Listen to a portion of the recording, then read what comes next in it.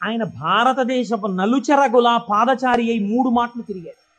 72 అవైదికమైనటువంటి మతములను శృతి ప్రమాణమైన తన వాగ్జరితో కొట్టిపారేశారు, చిమ్మేశారు. ఆయన తర్వాత మళ్ళీ రాలేదు ఇంకా 72 మతాలు. అంత గొప్పవారు శంకరాచార్యుల వారంటే. అందుకే చంద్రశేఖర పరమాచార్య స్వామి వారికి శంకరులు గురువు కాదు, ప్రాణం. అందుకే అపర శంకరాచార్యులు వారు అయ్యారు చంద్రశేఖర పరమాచార్య స్వామి. అటువంటి మహాపురుషుడై దిగ్విజయయాత్ర చేసి శృతి ప్రమాణమైన అద్వైత సిద్ధాంతాన్ని ఆవిష్కరించి మనందరినీ ఉద్ధరించినటువంటి వారిగా శంకరులు వచ్చారు. మీరు చూడండి, ఇప్పుడు మనం శివనామము మళ్ళీ మొదటికి వెళ్ళండి. ఎక్కడికి వెళ్ళాలి? అమరకోశంలో శివనామమునకు చెప్పినటువంటి వ్యాఖ్యానములో శివుణ్ణి ఏ రకంగానైనా పట్టుకుంటే మిమ్మల్ని ఉద్ధరించగలడు దగ్గర నుంచి శ్రేయం, మంగళం, కళ్యాణం, భద్రం, శ్రేయస్సు, శోభనం, ఇవి కేవల మంగళములేనా, ఇంకేమన్నా ఉన్నాయా దగ్గరికి వెళ్ళండి. అందుకు తీసుకొచ్చాను దీన్ని. ఇప్పుడు ఇక్కడి నుంచి అక్కడికి వెళ్ళండి. మళ్ళీ ఒక్కసారి వెడితే మీకు ఈ శివనామమును ఎక్కడ దాచారు? శివనామము పంచాక్షరిగా కదండి ఉంది. నమశివాయ అని పంచాక్షరి. నమశివాయ అన్న మాట చెప్పడానికి వేదం ఎంత కట్టడి చేసి చెప్పింది, ఎంత జాగ్రత్తగా చెప్పింది పంచాక్షరి మంత్రాన్ని. మీరు జాగ్రత్తగా చూడండి, ఇది జాగ్రత్తగా గమనించండి. మీరు అయ్యప్ప స్వామి దర్శనానికి వచ్చారనుకోండి, అలా గేటు దగ్గర నిలబడి అయ్యప్ప స్వామి దర్శనం చేసుకుంటానంటే మీకు కనపడరు.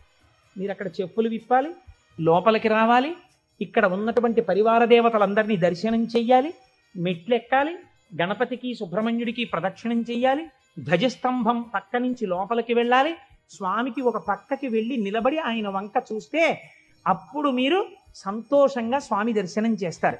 అలాగే ఈ పంచాక్షరిని వేదం ఎక్కడ దాచిందో చూడండి. మనకి వేదములు 4 అయినా సాధారణంగా మనం ఏమంటామంటే 3గా వ్యవహరిస్తాం సంప్రదాయంలో. అందుకే శంకరాచార్యులు వారు కూడా శివానంద లహరిలో త్రైవేద్యం హృద్యం త్రిపురహరమాద్యం త్రినయనం అన్నారు. త్రైవేద్యం అనడానికి ఒక కారణం ఉంది. ఋగ్వేదం, యజుర్వేదం, సామవేదం ఈ 3 వేదాలు నేర్చుకోవడానికి ఒక్కసారి ఉపనయనం చేసుకుంటే చాలు.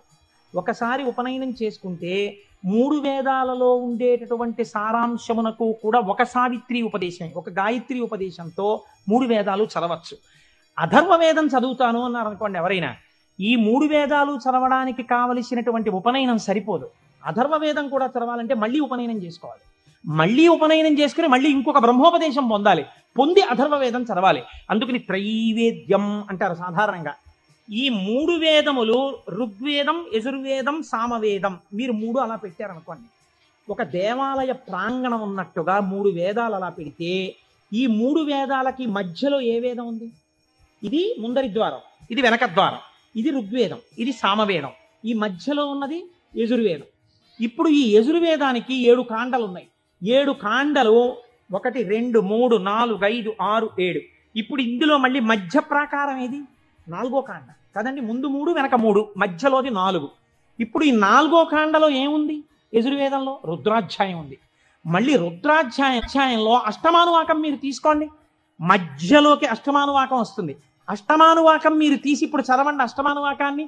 నమ సోమాయ చ రుద్రాయ చ నమస్తామ్రాయ చ అరుణాయ చ నమ సింగాయ చ పశుపతయే చ నమ ఉగ్రాయ చ భీమాయ చ నమో అగ్రే వధాయ చ దూరే వధాయ చ నమో హంత్రే చ హనీయసే చ నమో వృక్షేభ్యో హరికేశేభ్యో నమస్తారాయ నమ శంభవే చ మయోభవే చ నమ శంకరాయ చ మయస్కరాయ చ నమ శివాయ చ శివతరాయ చ. అష్టమానువాకం చిట్ట చివరిలో నమ శివాయ చ అక్కడ పెట్టారు. ఈ నమ శివాయ చాకి ముందు ఏం పెట్టారు? మయస్కరాయ చ. మయస్కరాయ చ అంటే గురువు.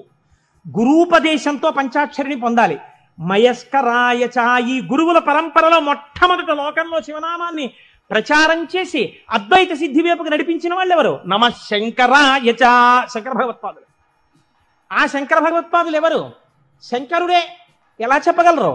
రుద్రాధ్యాయంలోనే అభిషేక మంత్రాల్లోనే ఒక చోటు ఉంది, నమ కపర్దినేచ వ్యుక్తకేశాయ చ అని.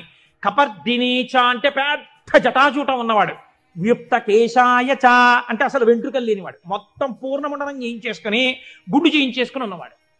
అలా ఎలా కుదురుతుందండి? పక్కనే ఉన్న నామంలో పెద్ద జటాజూటమా? ఆ పక్కనే ఉన్న నామంలో ఒక్క వెంట్రుక కూడా లేనటువంటి గుండుతో ఉన్నవాడా?